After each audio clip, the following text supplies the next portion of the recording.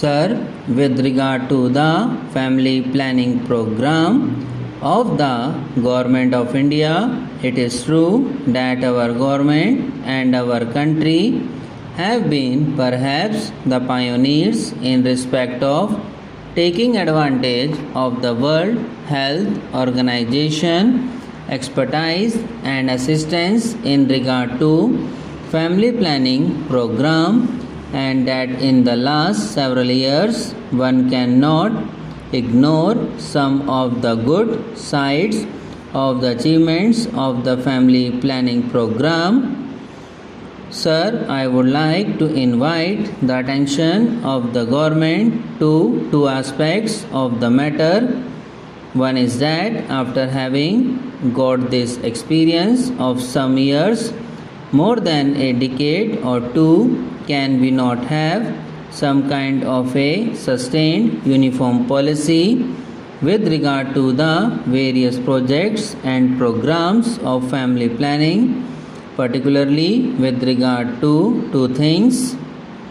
One is the assistance that we would like to rope in of the voluntary agencies, because by its very nature this is not something which the government can do.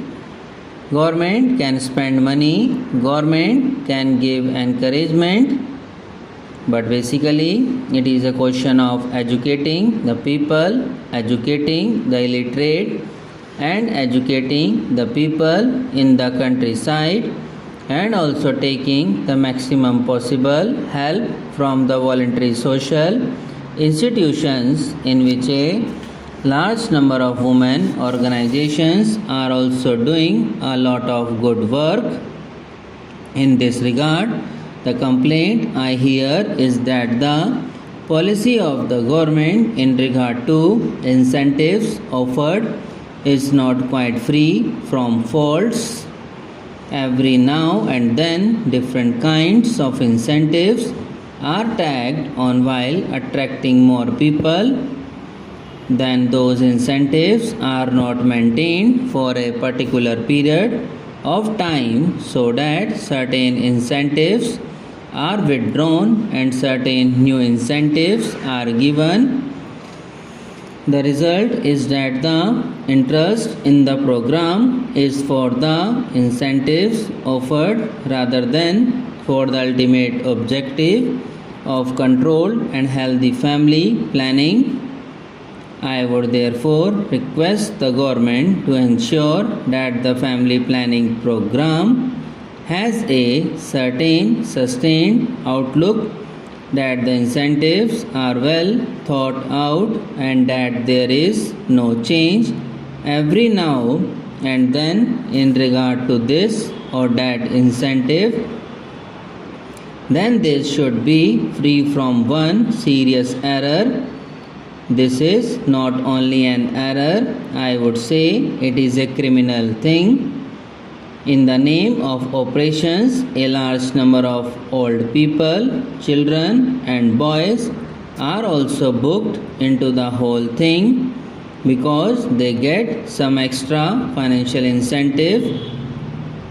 Now I come to demand about the freedom fighters. I endorse very warmly many of the points which my honorable friend made when he talked about genuine and bogus freedom fighters. In fact, the Government of India themselves in various replies in the past in this August House have told us about how many bogus cases were also found out. Here we must remember that to some extent we, the elected members of state legislative and parliament, are also responsible for giving false information or false certificates. I am not saying that this or that particular person has done it, but when the government say that in the absence of any proper proof, the certificate of a member of parliament or member of legislative assembly should by attach surely the member of parliament or member of legislative assembly should be 100% sure of his facts and he just should not do it by way of obliging any person. It is there where the bogus cases come.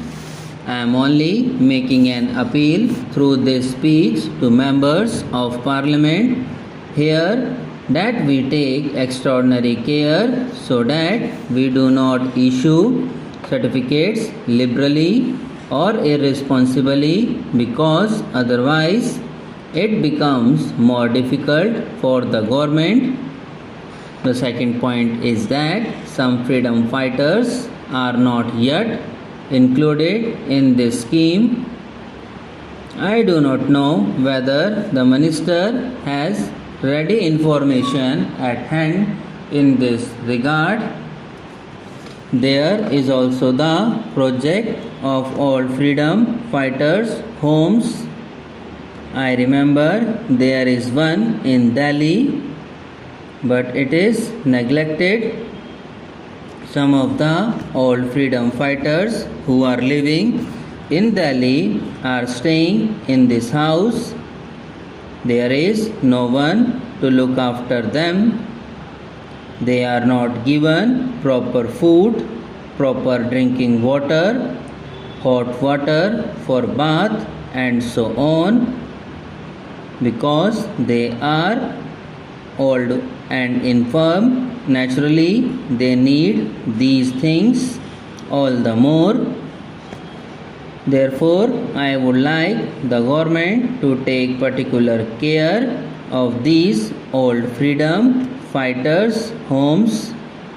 Lastly, although I know that the government of India have paid a lot of money to these freedom fighters, I see from letters received by me not only from Gujarat but from other parts of the country as well, that the peers of freedom papers of freedom fighters are not disposed of, although the applications had been properly sent through the state administrations and more than 2 years have elapsed. Some of them are above 65. If they have to wait for another 1 or 2 years to get their pensions, they may not be available to take it. We are prepared to give some additional grants if the minister wants it that way for them.